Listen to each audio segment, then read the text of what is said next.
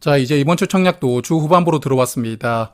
일반 공모주와 스펙 두 종목 청약을 남겨두고 있고, 그래서 오늘은 삼진식품을 포함해서 스펙들까지 청약 정보를 간단하게 정리를 해보고요. 내일 청약을 준비해보는 시간을 가져보도록 하겠습니다. 자, 삼진식품과 하나스펙은 이번 주 목요일과 금요일 일정으로 청약하고요. 환불금을 다음 주 화요일에 돌려받으니까 환불기간은 4일입니다. 그리고 오늘 청약을 시작했던 미래에셋스펙과는 비례청약 기준으로 보면 일정이 겹쳐 있습니다.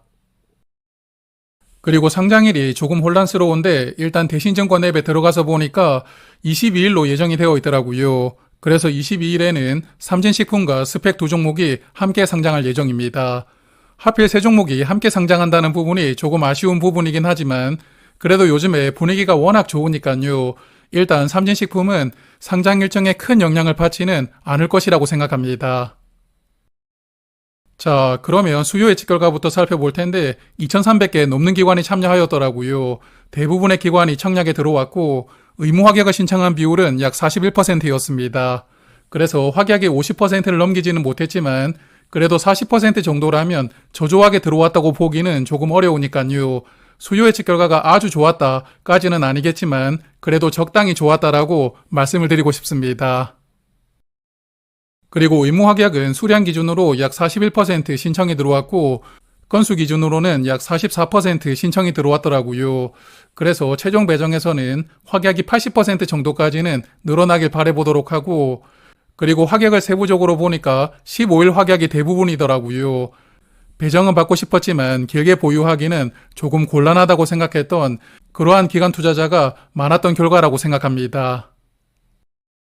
그리고 공모가는 7,600원으로 결정이 되었는데 상단 가격으로 결정이 되었고요. 그래서 이번 IPO에서는 152억 원을 모집하고 시가총액은 754억 원으로 상장하는 종목이거든요. 오랜만에 1,000억 원 미만 종목이 상장하게 되니까 아마도 이 부분이 상장일의 가장 큰 장점으로 작용하지 않을까 생각합니다. 자, 그러면 회사를 조금 파악을 해볼 텐데 삼진식품은 1953년에 창업했더라고요. 6.25 전쟁이 마무리가 되던 53년에 부산에서 창업을 했었는데 여기 표를 한번 보시면 대림 어묵은 64년이고 삼호 어묵은 76년에 설립이 되었더라고요. 그래서 국내 어묵 기업들 중에서는 가장 빠르게 창업했던 회사이지만 꽤 오랜 기간 동안은 그냥 부산에 있는 작은 기업으로 머물렀던 것 같습니다.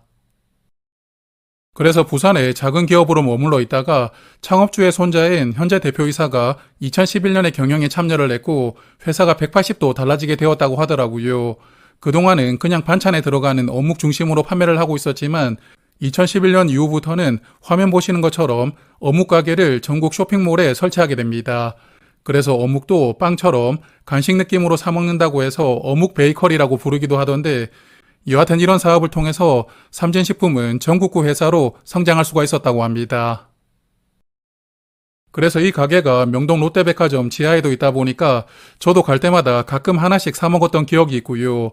가격은 조금 비싸긴 하지만 그래도 맛이 있다 보니까 즐겁게 사 먹었었는데 현재 수도권을 포함해서 국내에서는 18개 지점을 운영하고 있고 그리고 인도네시아나 베트남처럼 외국에도 가맹점이 있다고 합니다. 그래서 실적을 체크를 해보니까 실적 좋은 기업이더라고요. 올해 10월 기준으로 863억 원의 매출이 나왔는데 현재 이런 추세라면 작년 매출은 넘어설 것이라고 예상되니까 매출은 3년 연속으로 성장하고 있고요. 그에 따라 영업이익도 함께 늘어나고 있고 영업이익률도 조금씩은 개선하고 있습니다. 그래서 매출액과 영업이익, 영업이익률까지 세 박자를 모두 개선하고 있는 기업이니까요. 실적 측면으로는 좋은 성장을 이어가고 있는 그러한 종목이라고 생각합니다. 자, 그래서 오랜만에 흑자를 잘 내는 기업이 상장하게 되었으니까요. 유사 기업들과 밸류를 한번 체크를 해볼 텐데 유사 기업으로는 국내에서 어묵 사업을 하고 있는 3개 종목을 선정했습니다. 그래서 최근 실적을 기반으로 해서 어제 주가로 밸류를 계산을 해보았는데 세 종목 중에 한성기업은 최근 4개분기 실적이 적자였더라고요. 여기는 제외를 하고 나머지 2개 종목을 보니까 CJ시푸드는 PER이 약 47배였고 사조시푸드는 약 9배였습니다. 둘 다 시푸드가 들어간다는 공통점은 있지만 그래도 두 종목의 밸류가 완전히 극과 극을 달리고 있는 상황이더라고요. 그리고 삼진식품은 두 종목의 중간 정도인 PER 17배 수준으로 상장하게 되었는데 그래서 사실 유사 기업들을 보고 있으면 이 밸류가 적절한지 따져보는 게 쉽지가 않습니다. 그렇지만 오랜만에 시가총액 1,000억 원 미만으로 상장하는 종목이잖아요. 상장하고 나면 결국 밸류에 따라서 주가는 수렴하겠지만 그래도 일단 상장일에는 시가총액이 강력한 장점으로 작용하지 않을까 그렇게 생각을 해보고 있습니다.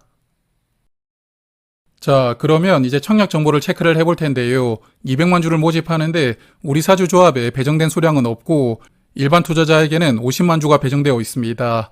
그리고 주관사는 대신증권이 주관을 하고 있고 일반 고객은 3만 3천 주까지 청약할 수가 있는데 증거금은 약 1억 2,500만 원 필요하고요.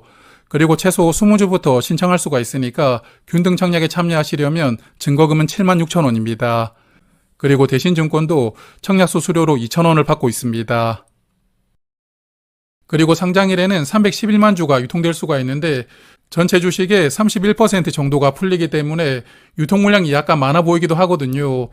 그래도 유통금액은 200억 원대 초반이니까 가볍습니다. 상장일에 수급이 조금 들어온다면 가볍게 움직일 수 있는 사이즈라는 점에 조금 기대를 해볼 수가 있겠고요.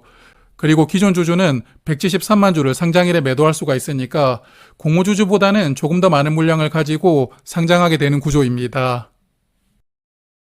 그리고 주주 명단을 보니까 기존 주주 물량은 딱 두 곳에서 전부 보유를 하고 있더라고요. 화면 보시는 재무적 투자자 두 곳에서 물량을 전부 가지고 있었는데 보통 이런 경우에 기존 주주 물량이 어느 정도 통제가 되면서 조금씩 천천히 나올 수가 있거든요. 그래서 이번 종목도 상장일의 흐름을 조금 만들어가면서 본인들의 물량을 천천히 정리를 해주었으면 좋겠습니다. 자, 그리고 최근에 회사가 주식을 발행했던 이력을 보니까 작년 12월에 마지막으로 투자를 받았더라고요. 이 당시에 투자를 했던 약 19만 주는 주당 약 8,500원으로 삼진식품에 투자를 하였는데 마지막으로 투자했던 주주들은 공모가보다는 12% 높은 가격으로 투자를 하게 되었거든요. 상장하기 전에 투자했던 기존 주주가 공모가보다 높은 가격으로 투자하는 것은 조금 드문 케이스이긴 합니다. 여하튼 이 당시에 투자했던 주주들은 한 달 동안은 의무 보유를 해야 되니까 상장일에 이 물량을 정리할 수는 없고요. 그렇지만 본인들도 수익을 내고 엑시트를 해야 되니까 상장하고 한 달 동안은 적어도 본인들이 투자했던 가격보다는 주가를 조금 높여둔 상태로 관리하지 않을까라는 생각도 살짝 해보았습니다. 그리고 삼진식품은 스톡옵션이 있었지만 모두 임원에게 보유가 되어 있더라고요. 6개월 동안은 의무 보유를 해야 되기 때문에 상장일에 추가될 수 있는 물량은 없습니다. 그래서 유통 물량이 추가되는 조건은 없으니까 이런 부분은 긍정적으로 생각합니다. 자, 그러면 스펙도 잠깐 보고 가겠습니다. 오늘 청약을 시작했던 미래에셋 스펙도 함께 말씀을 드려보는데 두 종목은 공모가가 2,000원이고요. 미래에셋은 120억 원을 모집하고 하나스펙은 140억 원을 모집하니까 모집하는 규모는 중형급 사이즈입니다. 그리고 주관사는 당연하게도 미래에셋증권과 하나증권이 될 텐데 두 증권사는 모두 청약 수수료를 2,000원씩 받고 있고요. 그리고 미래에셋 스펙은 15만 주까지 청약할 수가 있고 최소 10주부터 신청할 수 있는 조건이었고 하나스펙은 13만 주까지 청약할 수가 있었고 최소 100주부터 신청할 수가 있더라고요. 그래서 균등 청약만 참여를 하시더라도 증거금은 20만 원이 필요합니다. 그리고 스펙들이 계속 좋은 시세를 보여주고 있다 보니까 스펙 청약에 참여하는 기관 수도 조금씩 늘어나고 있더라고요. 미래에셋은 2,000개가 넘는 기관이 참여를 했고 의무 합격을 신청한 비율은 2.1%였습니다. 그리고 하나스펙은 1,921개 기관이 참여를 했고 수요 예측에 참여한 기관 중에 1.9%가 합격을 신청하고 들어왔더라고요. 그래서 기관 투자자들에게 스펙들의 인기가 점점 높아지고 있는 흐름이라고 보이는데 이와 같은 스펙은 수요 예측 결과에 영향을 거의 받지 않으니까요. 수요 예측 결과는 크게 의미를 두지 않으셔도 괜찮다고 저는 생각합니다. 자, 그러면 이제 정리를 해보겠습니다. 먼저 오늘 상장했던 페스카로가 수요 예측 결과는 그렇게 좋지 않았지만 그래도 공모가 3배 근처에서 출발했고요. 시작 직후에 주가를 조금 더 올려가지고 공모가 3배 찍더라고요. 물론 장 막판까지 계속 흘러내렸기 때문에 상장일 흐름은 좋지 않았지만 그래도 여전히 공모주 시장 분위기는 뜨겁게 유지가 되고 있습니다. 그래서 삼진식품도 당연히 좋은 결과가 예상되는데 일단 아주 가볍다는 게 큰 장점이니까요. 요즘 분위기에서는 공모가 3배도 살짝 기대를 해볼 수가 있을 것 같기는 한데 여하튼 삼진식품이 상장할 때까지 시간이 조금 남아있으니까요. 그때까지 이 분위기가 잘 연결되길 바라보겠습니다. 그래서 이번 주 청약 계획을 말씀을 드리면 일단 세 종목이 함께 상장하는 게 정말 큰 변수이거든요. 그래서 저는 두 종목을 비례 청약해 볼 생각인데 오늘 RG노믹스 청약하고 자금이 조금 남았기 때문에 남은 자금으로는 내일 미래에셋스팩을 청약을 해볼 계획입니다. 그리고 RG노믹스 환불금이 금요일에 들어오니까 환불금 받으면 삼진식품을 비례 청약하고요. 그리고 하나스펙이 조금 고민스럽긴 한데 일단 모집 규모가 140억 원이니까 미래에셋보다도 조금 더 많습니다. 그래서 하나스펙은 약간 긴가민가한 상황이긴 한데 일단 금요일에 세 종목이 함께 상장하는 케이스가 있거든요. 그래서 그날 상장일 흐름을 조금 보고 스펙들이 어떻게 움직이는지도 조금 보고요. 하나스펙은 청약을 할지 말지를 조금 생각을 해봐야 될 것 같습니다. 자, 그리고 마지막으로는 청약 결과를 한번 예상을 해볼 텐데요. 최근에 대신증권이 주관했던 종목이 S2W가 있었는데 지난 9월에 청약을 했던 종목이었거든요. 이 당시에 23만 7천 계좌가 참여했는데 최근에는 공모주 투자하시는 분들이 조금 더 늘어나고 있는 추세이기 때문에 이때보다는 조금 더 많은 분들이 청약에 참여하시지 않을까 예상합니다. 그래서 삼진식품은 균등 배정에 25만 주가 배정이 되어 있는데 아마도 25만 계좌 정도는 참여할 것이라고 예상하고요. 균등으로 평균 한 주 정도 받을 수가 있지 않을까 생각합니다. 그리고 환불기간은 4일이지만 경쟁 상대가 스펙밖에 없으니까요. 비례 청약하시는 분들이 꽤 많을 것이라고 예상하고 그리고 대신증권은 청약 한도도 넉넉한 편이니까 비례 경쟁률은 꽤 높을 것이라고 예상합니다. 그래서 지난번에 노타가 환불기간이 4일이었지만 비례 경쟁률이 5,500대 1을 넘겼었는데 아마 삼진식품도 비례 경쟁률은 5,000대 1을 넘긴다고 예상하고요. 일단 5,400대 1 정도로 한번 예상을 해보았습니다. 그래서 제가 예상한 대로 비례 경쟁률이 5,400대 1이라면 한 주 배정에 약 2천만 원 정도의 증거금이 필요하고요. 파킹 통장 기준으로 4일간 이자 비용은 약 4,750원이니까 상장일의 손익분기점이 12,800원 정도 되거든요. 공모가 대비하면 68% 상승한 가격입니다. 그래서 이자 비용이 만만치 않은 종목이긴 한데 여하튼 상장일에 큰 시세가 나오기를 바라봐야 될 것 같습니다. 자, 그리고 내일 아침에는 이지스와 유진스펙이 함께 상장을 하잖아요. 오늘 삼진식품을 말씀드리는 바람에 두 종목은 따로 정리해서 말씀을 드리지 못하게 되었는데요. 여하튼 내일 아침에도 라이브를 하니까 시간 되시는 분들은 아침에 뵙도록 하고요.